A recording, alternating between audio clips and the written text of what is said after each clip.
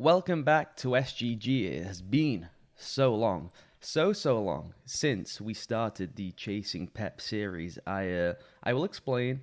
And first things first, I just did a double shot espresso for reasons that are unbeknownst to me. That is not my tickle of choice. So I may speak even quicker than usual, which would be quite something, quite a tempo of people to keep up with. This series is back. What happened? I've been gone for what 4 or 5 months. It feels like forever. I'll do a brief explanation, then we can get into the series proper. I don't think it's normal for people to take, is it 4 or 5 months? I can't remember. In the middle or the very start of a series, that doesn't seem like a good strategy. Essentially, I have been overworked for a long time. I'm a sports writer and a football scout. Overworked for a long time. Finally decided way too much. Let's take some time off. I took 3 months off work, coming up to 4 months off work. I returned to work in, what is it, 2 weeks, the 1st of June. So I have some time here to get back into this, to get back into the flow of life, and to do some block recording so that I can pace this thing out and it can carry on way over the summer, basically up until Football Manager 2019 comes out. That is the plan. Everything is the exact same.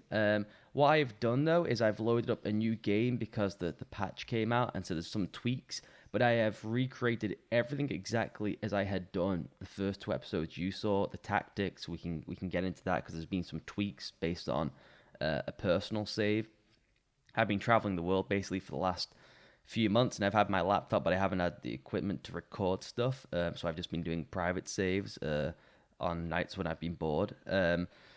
Doing the same thing of trying to recreate the Guardiola tactic, which has been helpful because now I have, I think, a more advanced version and something that can help us hit the ground running here at United. The other thing that the updated patch gives us is that we get Alexis Sanchez at the club right away, which, is it cheating to start afresh and just be given Sanchez for free? Maybe slightly, but where I've had to pay a penance is the transfers I did last time, which would have been episode 3, this one, which you guys did not see, but I did offline.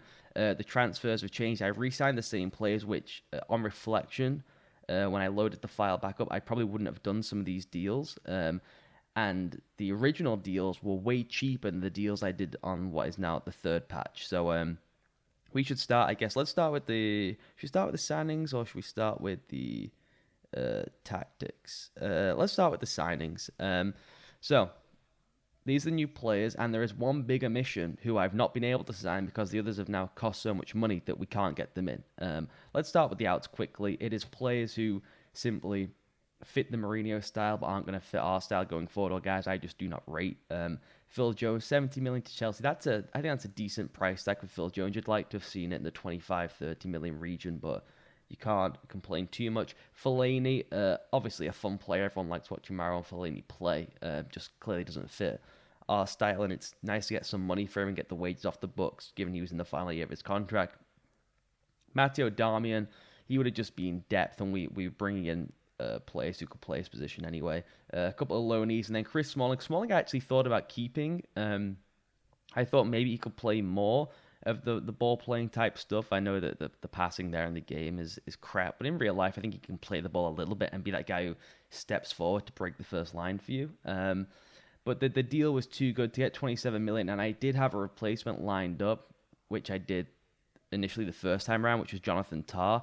I've just not been able to get him in this edition. He cost me 19 million the first time around. This time I've been offering up to 55 million just to recreate the players we signed, doing it over installments just to get the players in, and Leverkusen just aren't budging. So I'm going to have to dip into the shortlist, which, by the way, I did copy over the exact same shortlist you'll have seen in what would be in the last episode. It's the exact same shortlist here. So if we go into the centre-backs we could look at, then probably Javi Martinez is the one we could look at, maybe a bit older than ideal. I don't want to get two young players, as you'll have seen in the signings there. We already signed De Ligt for 15 million. So I don't really want to have two 18, 17-year-olds marshalling the defence, given we're only going to be here for 3 years. So our signings then, I mentioned him there, Matt De Ligt, obviously one of the best young talents in the world. My thing with him is that he can be the ball-playing defender. I think the first year He will mix and match there. But really, I want to develop him as the team's halfback for that third season, which is when we're going to go for playing all out Pep style football and total football. I would like him to be the halfback. If you look at the stats here, I mean, just look how perfectly he's going to fit into these. If he grows and develops the way he should do, whether he becomes naturally positioned or not is a different matter, but everything is just set up perfectly for him to be an all-time great halfback. And I've got him training to come deep to get the ball, to pick the ball up in between the two centre-backs and start the play. Second signing was Dominico Berardi. It's a signing I would not do if I had a do-over, which I technically did. But I wanted to keep it the same. I didn't want to have signed him in the first one, even though you guys didn't see it, and then just kind of go out and get someone who would be a better player. This is the decision I made the first time around, so we stick to it. And I think he brings some depth. He can play both sides. He can maybe play the support striker role in one of the particular tactics we have if we need him to. And it's not crazy money, 27 million. We could maybe even just flip him next season and get that money back. And the last one for now, before there could be another signing before the end of the transfer window, but for now, the last signing is Alexandro, who at 81 million is crazy. The first time around, it's 55 million. That was more palatable to me. But he is the guy who is going to fill the Dani Alves role as the bombing forward wing back. I will switch over which way the wing backs play right now. You have Sandro as kind of Eric Abidal drift inside, come in like here and help support the play. With Valencia playing as that bombing wing back, I think I'm going to switch it up so that Valencia plays more in here and that Sandro is the out and out flying wing back, filling that Dani Alves role. He is Kyle Walker, maybe the best in the world at that out and out up and down wing back role. Alexandro is right there, just on the opposite flank. So it's about as good as you could get for what we're looking for. The other thing to note before we get the season underway is staff hirings. Big part of the save is hiring staff members who are legends at the club to try and build a philosophy, and then hiring our own guys who we can then bring with us club to club. So Nicky Butt was already at the club. Phil Neville, here he is. I wouldn't even really call him a United legend, but he's on the icons list and the favoured personnel list at the club. So I just really went through this and picked out guys who were interested in joining us as coaches. The person who was not interested was Gary. Gary did not want to come in and be the assistant manager. He would have been probably my number one choice of those people available. Ruud van Nistelrooy also came in from PSV Eindhoven to be a coach. And then, I mean, this is just crazy. We have Roy Keane as the assistant manager. He's terrible. Man management, terrible. Player ability, terrible. Judging player potential, terrible. So not a great assistant manager, but I don't really think the assistant manager matters that much in this game. So at least it'll be interesting. Again, not my first pick. The United one was tough. I would have liked to have picked up most of Pep's staff, if possible, which are our next stop, because traditionally he will get fired on this at some point because the way the AI implements his philosophy is just not very good. So obviously we can't pull City's coaches to United right now, but once he gets fired and we move on to our next club, hopefully we can just steal his staff, all the main players that you'll know of, Dominic Torrent and so on, and we can just take them with us at club to club. I'm trying to think if there's anything else. Oh, let's go into tactics quickly to show you some of the changes. So this is what I showed you last time, and this is the exact same tactic. So as you can see, there's a couple more team instructions and then one major change up here. So in my personal save, I played as Man City. I wanted to get this thing down, and obviously when you play as City, you have all the players to fulfill the philosophy. It's exactly the players Pep brought in himself. The big difference being going from the support striker to an out-and-out false number 9. The reason being, in last year's FM, where this tactic was developed, if you had a false number 9, he would be up here at the start of play. He wouldn't drop in to create that diamond shape. And then when the ball came down the wing here and it was cut back, the false 9 would be moving backwards in the final third. It was a very bizarre implementation. I just don't think the match engine really understood how the false number 9 worked. And so if you had the player as a support striker, then once the play got down here, then he would be arriving into the box the way a false 9 should be, join up in the interplay and then arrive in the box to finish the goal. This year, it's much, much better. Much, much better. Now, having said that, in my Man City save, I went wild. I signed Lionel Messi. It was very fun for a couple of years until I left.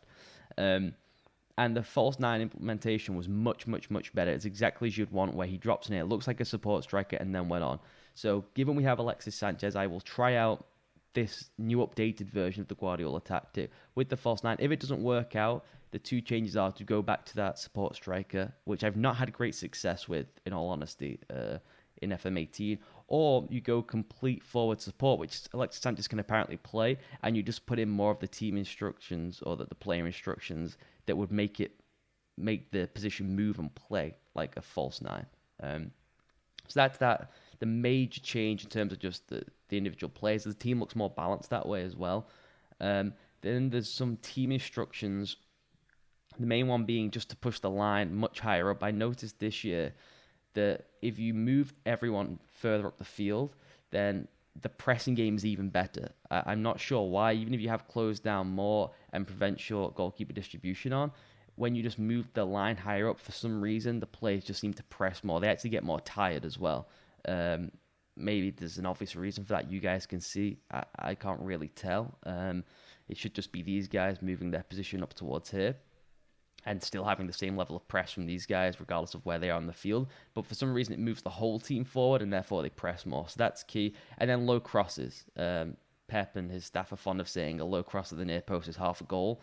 I don't know why I didn't have that on the initial tactic, but now I do have it. And even though you have it on, anyone who's played this game knows that they hit floated crosses constantly anyway.